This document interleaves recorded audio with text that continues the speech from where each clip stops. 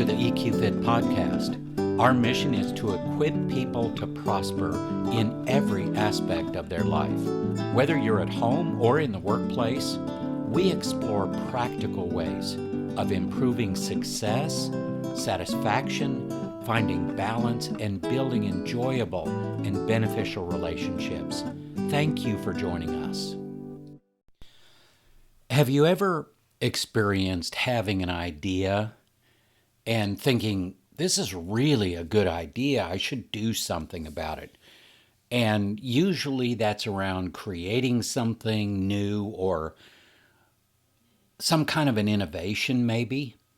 Well, decades ago, I thought, wouldn't it be a great idea if you could come up with a skill development program that A, wasn't boring, B, wasn't something that was going to take forever to do, C, was easily understandable, and D, and I think maybe most important, really had a true impact on whatever skills you were developing and the success and the satisfaction in your life. So I've had this thought bouncing around in my head for a lot of years. I've been doing organizational development, leadership development, helping companies hire the right fit talent for a long, long time. And I've worked with hundreds of companies and thousands of people over the years. But this idea just keeps coming back to me.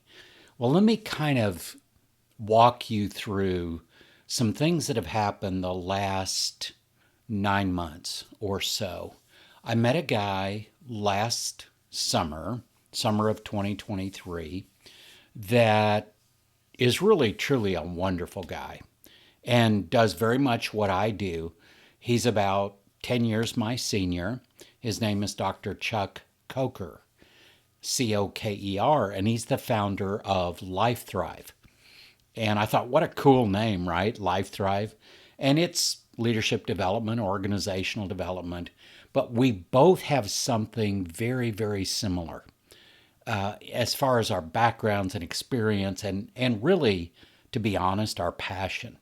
And that is to help people better understand people. Because all of this other stuff makes no difference if you don't understand people.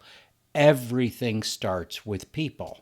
It doesn't matter whether you're hiring, whether you're developing people, you're trying to retain people, you're growing high-functioning teams. It's all about the people.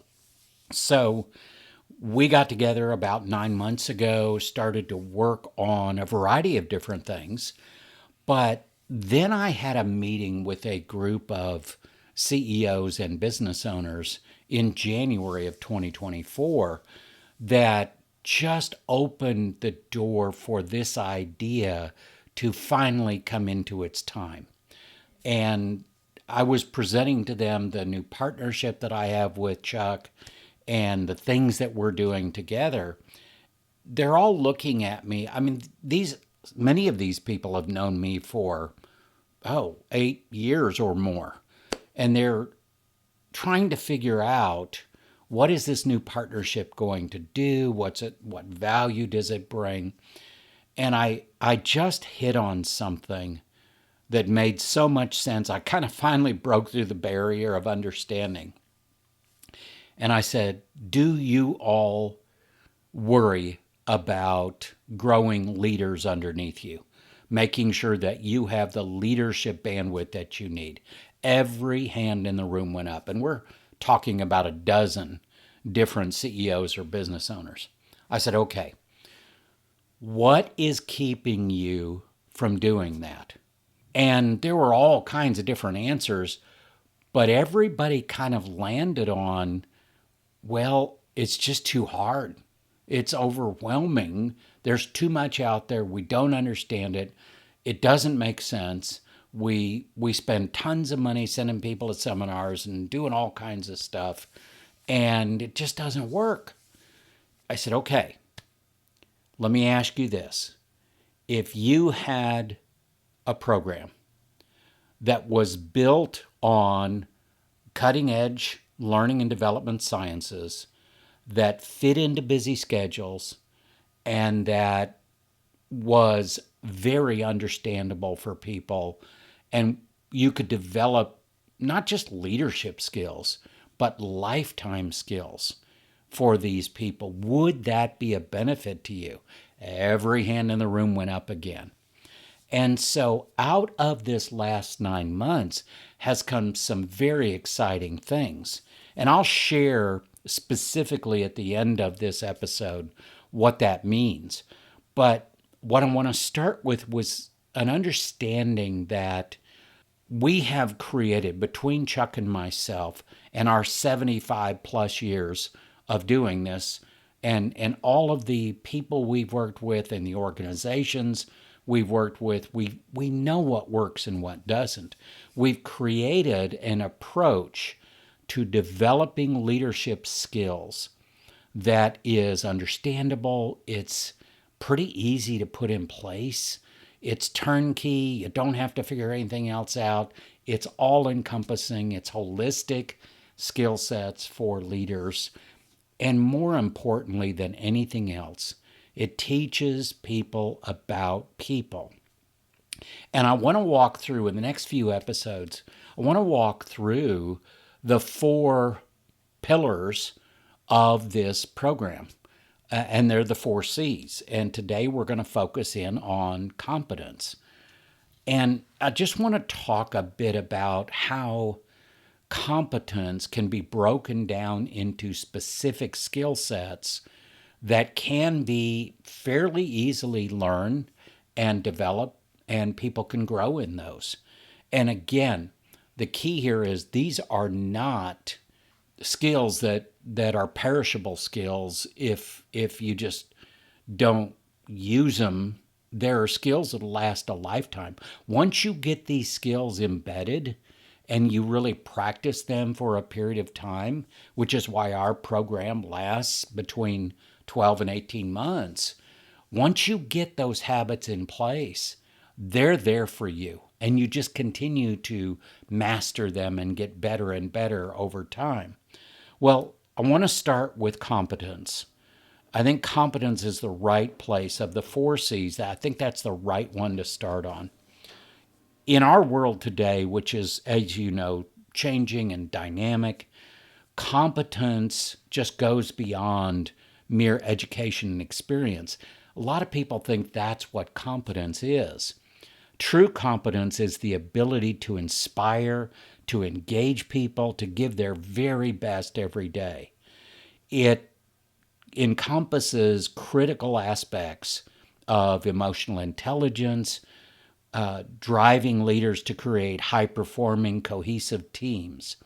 So this Life Thrive Leadership program I'm talking about, and just a side note here, I usually do not promote products or services on these episodes. I want this to be free content, but every single one of those CEOs and the owners in the room said, you have got to tell people about this program once I describe the program to them, because it fits so well into what they're trying to do for their people in supporting their emerging and established leaders, in investing not only in their people, but in the future of the organization.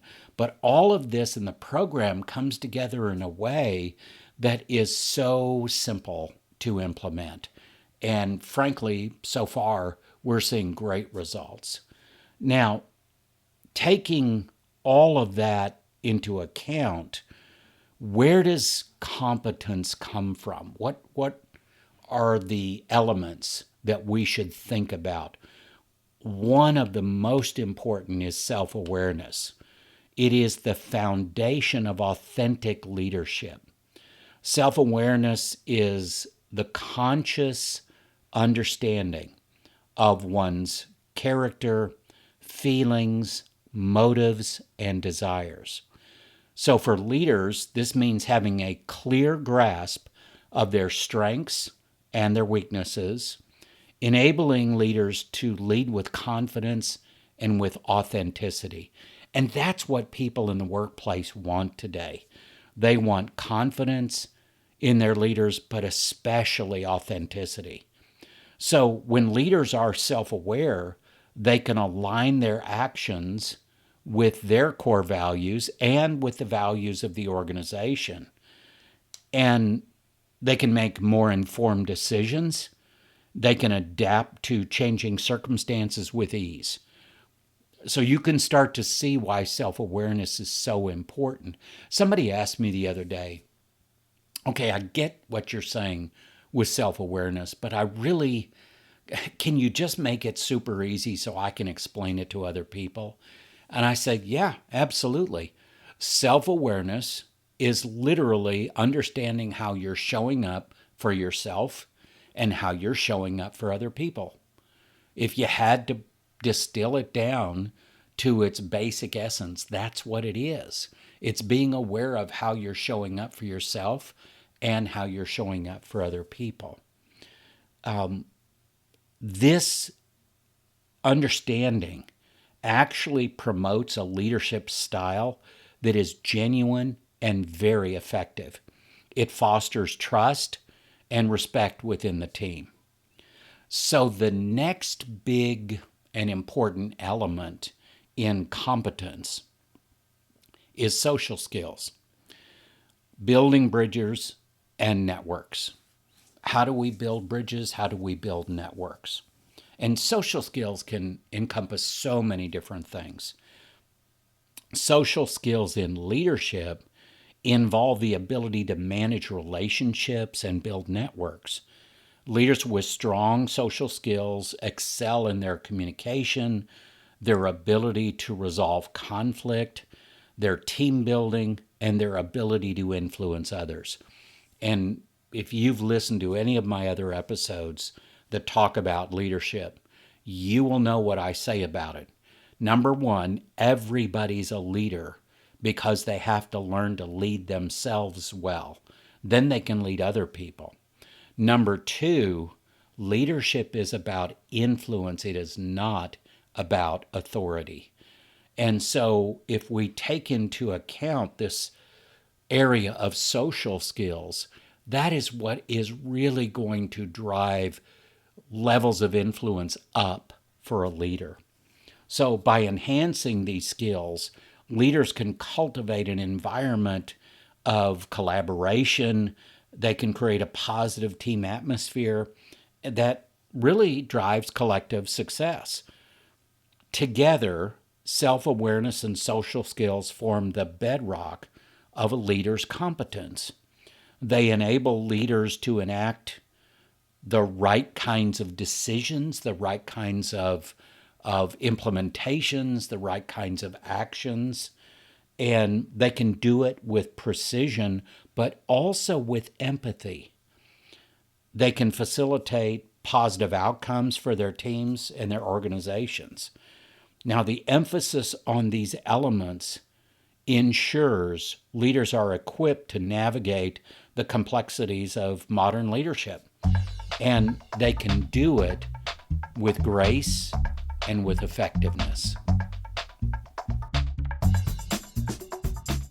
Let's break this down now into specific skills that a leader needs to really have a high level of competence. And to further develop that competence, there needs to be a focus on very specific skills that directly impact effectiveness, success, and so many other things. The first one I want to talk about is effective communication. I know there's going to be a lot of people that have a lot of different definitions. Here's what we talk about when we think of effective communication. Number one, it's the cornerstone of effective leadership. If you cannot communicate well, it's very difficult to be a good and effective leader. Leaders need to be able to convey their vision, their expectations, and feedback clearly and constructively. And don't leave out that second one, constructively. I have seen leaders who can be clear, but they're also destructive, and that's not a good place. That's not really a good leader, to be honest about it. Effective communication fosters transparency, it reduces misunderstandings, it enhances team alignment, and it ensures everybody is working toward the same goals. The next skill to develop in this area of competence is relationship management. Successful leaders excel in managing relationships within their teams and across the entire organization. They can build strong, positive relationships based on trust and mutual respect that creates a supportive environment where team members feel valued and motivated and safe.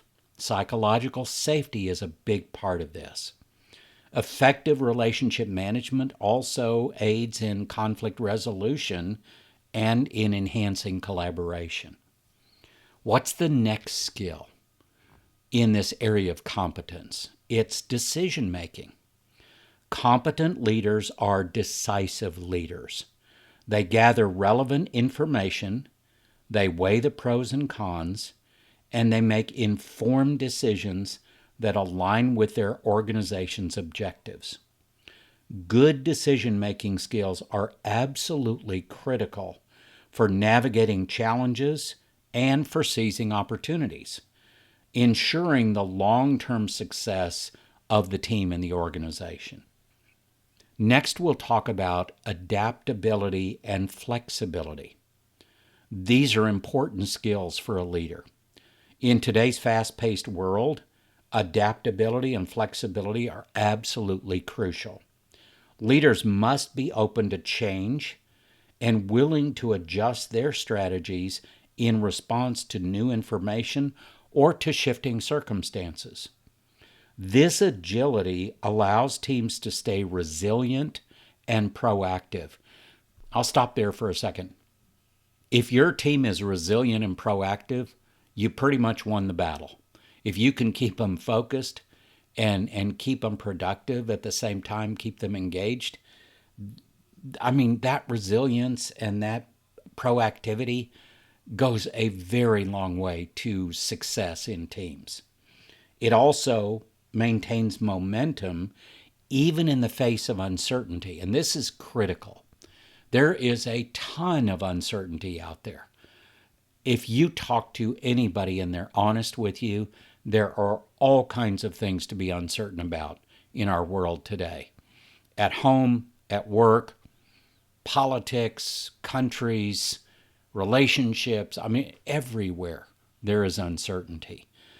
If we can create leadership that can help teams get through uncertainty in a more resilient and adaptable and flexible way, that can be more proactive, they can have more energy and more motivation, that's going to create a huge competitive advantage in the marketplace.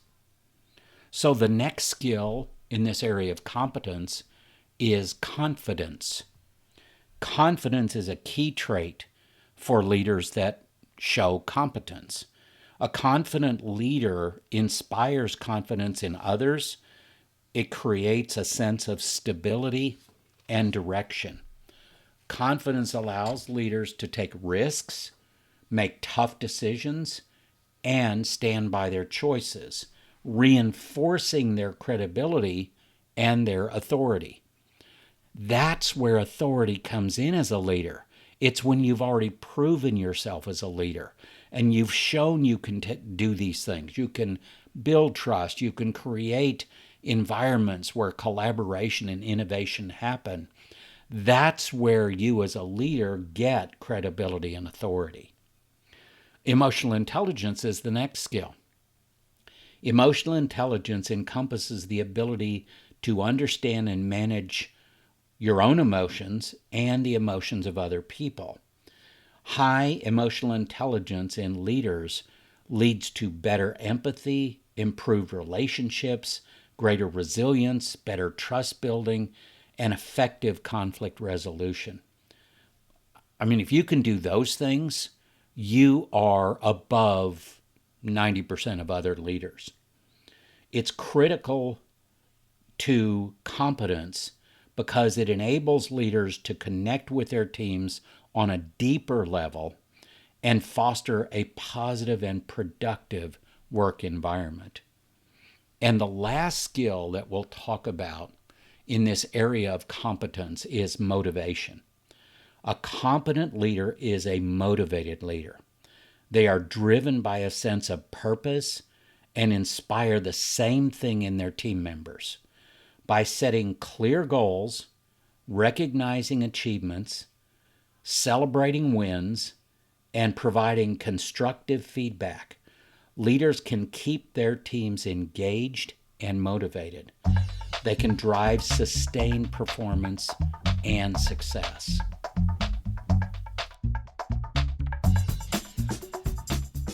Competence is about building can-do teams, but it's the leader's responsibility to build the environment where a team can become a can-do team. Competence in leadership is the catalyst for creating those types of teams. By developing self-awareness and social skills, and then focusing on key leadership traits like we've talked about: effective communication, relationship management, decision making, adaptability, confidence, emotional intelligence, and motivation. When all of those come together, leaders can cultivate high-performing teams that are resilient, they're collaborative, and they're motivated. And I'll also say they're engaged. Engagement seems to be the hot word for many years now. Everybody does a climate survey and they show their engagement levels. But I guarantee you, most of those climate surveys do not tell you specifically how to increase engagement with employees. And that's what we're talking about here. If you want to increase engagement with employees, then you enhance leadership skills. That's how that happens. It's a direct one-to-one correlation.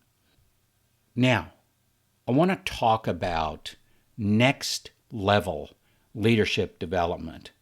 As I said earlier, we usually do not promote products or services in what we talk about here. However, after so many people telling me, you have got to share this LifeThrive Leadership Program concept with others, this is my chance to do that with you. And yes, I'm a part of this program along with Dr. Chuck Coker. We are partners in this LifeThrive Leadership Program. Both of us, though, have a heart to make the lives of leaders easy and more enjoyable and more successful and more satisfying, because we've been there ourselves. We have seen hundreds and hundreds of leaders over the years who have struggled, who have gone through all kinds of challenges.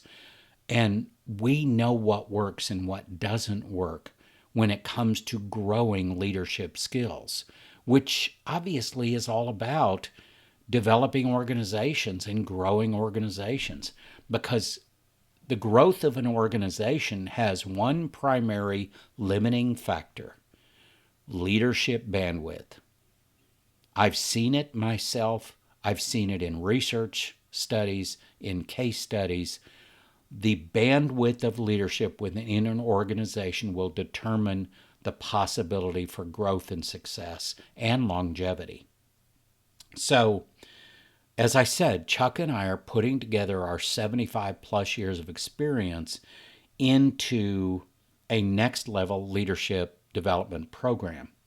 Now, it's designed, as I've said, with leading sciences. I mean, we know what works and what doesn't from our experience. We're also leveraging learning and development science to ensure that this program is set up in a way that people enjoy doing it. I mean, part of the problem with seminars and workshops and all of that is they just aren't that enjoyable. They're not that engaging. And bottom line, when you walk out of a seminar, I don't care if it's a day or a week-long seminar, the minute you walk out the door, you lose 90% of it, and the rest of it dwindles away over weeks. That doesn't make a lot of sense. This is a very different approach to growing leadership skills that last for a lifetime.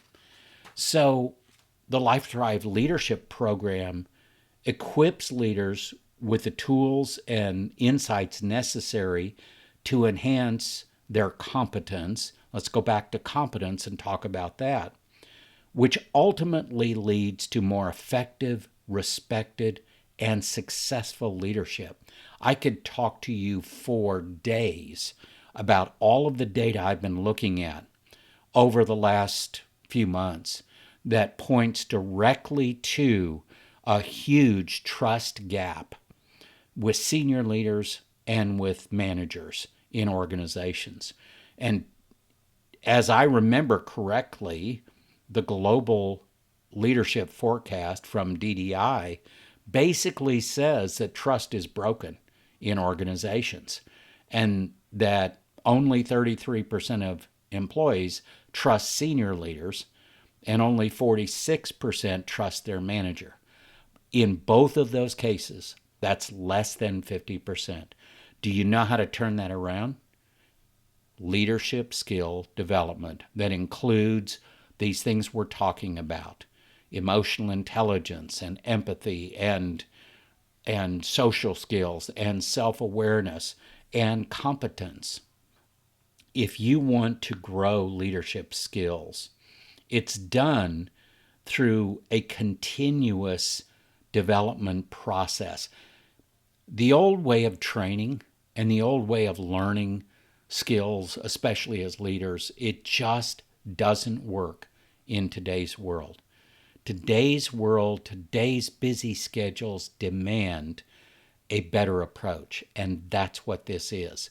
Bite-sized chunks of learning, go and practice it, try things out, take the time then to reflect on what works and what doesn't work. It's a process I call engage, activate, reflect. And that's not from me, that's from 6 Seconds, the world's largest emotional intelligence organization. But it works. It's good science. It's good neuroscience. And if you can embed that kind of thought process, if you can kind of wrap your brain around that and say, you know what, that makes sense. Learn a little more, try it out, see what works and what doesn't, reflect on it, try something different, learn a little more, and just keep that cycle going. If you want your leadership, whether that's you, whether that's leaders underneath you, whether it's people you just know who are leaders, if you want leadership to improve, and if you want the lives of leaders to improve, you know what? As of today, 53% of leaders and managers in the workplace are in some stage of burnout. That is an incredibly scary statistic. That came right out of the Microsoft Workplace study. And the reality is, if somebody's in burnout, they are nowhere near their capacity of being effective. We're trying to change that dynamic by bringing a thoughtful approach to growing leadership skills through the Life Thrive Leadership Program. We are literally there so that your growth is our purpose. If you want to explore more on this, simply email us or go to our website and check out eqfit.org. Thank you for joining us for this episode. If you have any questions about this week's episode, or maybe a suggestion for future episodes you'd like us to explore, please contact us through our website at eqfit.org. For more information and inspiration, connect with us on LinkedIn, Facebook, and YouTube at EQFit.